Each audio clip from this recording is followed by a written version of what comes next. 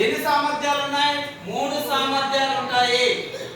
కొత్తగా మారిన 10వ తరగతి ఈ భారత పట్టికలో మనం 100 మార్కులు తెలుగు, అదే విధంగా అవగాహన ప్రతిస్పందనలో ఇక్కడ మనకి 60 మార్కులకు ఇస్తారు, ఇది 60%.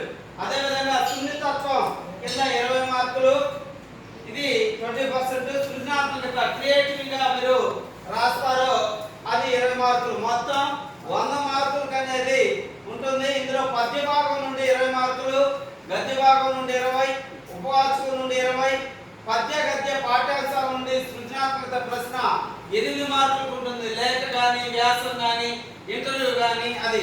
అదేవిధంగా భాషాంశాలు, వ్యాకరణాంశాలు అనేవి 32 మార్కులకు ఉంటాయి. మొత్తం 100 మార్కులకు ఉంటుంది. ఇక ప్రశ్నానుసార రూపం ఎలా ఉంటుందంటే వ్యాస రూప ప్రశ్నలు 7 ఉంటాయి. అదేవిధంగా ఒక్కోదానికి 8 మార్కులు ఉంటాయి. మొత్తం 56 మార్కులు. లఘు ప్రశ్నలు చిన్నవి 4 మార్కులు 3 ఉంటాయి. అవి కవిపరిచయం, ప్రక్రియ, పాత్ర స్వభావాలు అని ఉంటాయి. అవి 3. అవి 4 మార్కులు 12 మార్కులకు ఉంటుంది. అతి లఘు 9 ఉంటాయి. ఇవి 2 మార్కులకి జాతీయాలు కానీ, ఆ ఛందస్సులో లక్షణం రాయడం కానీ ఇవి 18 మార్కులకి. లక్ష్యాత్మక ప్రశ్నలు అనే 1 మార్కుకు ఉంటాయి. అవి 14. మొత్తం 33 ప్రశ్నలు అనేవి ఉంటాయి 100 మార్కులకి. ఇక పద్య భాగం నుంచి ఏమేమి ఇస్తారు? వ్యాసరూపం 1, లఘు 1, లఘు ప్రశ్న. అదేవిధంగా వ్యాసరూప ప్రశ్న మరొకటి, సృజనాత్మకత దాంట్లో వస్తుంది. ఇది ఈ వ్యాసం, అదేవిధంగా మొత్తం మీద వ్యాసం 2 వస్తాయి, 4 మార్కులది 1 వస్తుంది. మొత్తం 8, 16, 20 మార్కులకి సరిపోయింది అది. అదేవిధంగా గద్య భాగంలో వ్యాసంలో 2 ప్రశ్నలు ఇస్తారు, 4 మార్కులది ప్రక్రియ గురించి అడుగుతారు, అది 1 ఇస్తారు, మొత్తం 20 మార్కులు. ఉపవాచకంలో వ్యాస ప్రశ్నలు 2 ఇస్తారు. తర్వాత వ్యాస రూపంలో అంటే ఒకటేమో కాండాల పేర్లు రాయడం 8 మార్కులు ఉంటుంది, ఒకటేమో రామాయణం గురించి రాయండి, రామాయణాన్ని ఎందుకు చదవాలి ఇలా అడుగుతారు. అదేవిధంగా ఇందులో పాత్ర స్వభావం అనేది 4 మార్కులకు అడుగుతారు. ఇక పద్యం గద్యం నుండి క్రియేటివిటీ ప్రశ్న, సృజనాత్మకత 8 మార్కులకు ఇస్తారు. భాషాంశాలు అనేవి మొత్తం మనకి 32 మార్కులకు ఉంటుంది. మొత్తం 100 మార్కులకి ఉంటుంది. ఇక్కడ ప్రతిపదార్థం 2 ఇస్తారు. ఈసారి మారింది ప్యాటర్న్. ప్రతిపదార్థంలో 2 పద్యాలు ఇస్తారు. ఏదైతే వస్తుందో మీకు బాగా దానికి ప్రతిపదార్థం పెట్టి ప్రతిపదార్థం రాసి కింద భావం రాయాలి. ఇది 8 మార్కులకి ఉంటుంది. అదేవిధంగా పరిచిత గద్యం, ఇది గద్య భాగంలో ఇస్తారు. ఆ గద్య భాగం నుంచి దీన్ని మీరు పైన చూసి జవాబులు అనేవి రాసుకోవచ్చు, ఆ పేరాలోనే ఉంటాయి. పరిచిత గద్యం. అదేవిధంగా ఉపవాచకం, కాండల గురించి ఇందా చెప్పుకున్నాం కదా 2వ ప్రశ్నలో, ఇది 8 మార్కులకి. కాండల పేర్లు రాయాలి.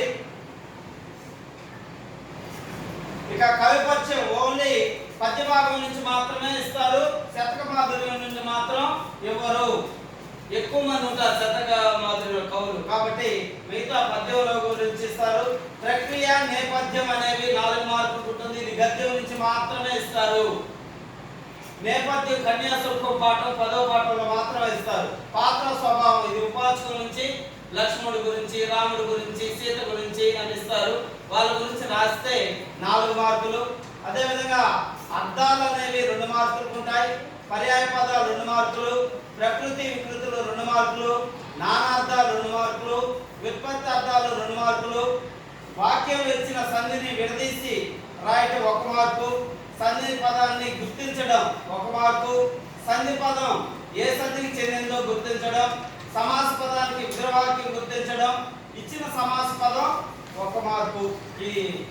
ఈ విధంగా ఉపవాచకంలో ఉంటాయి.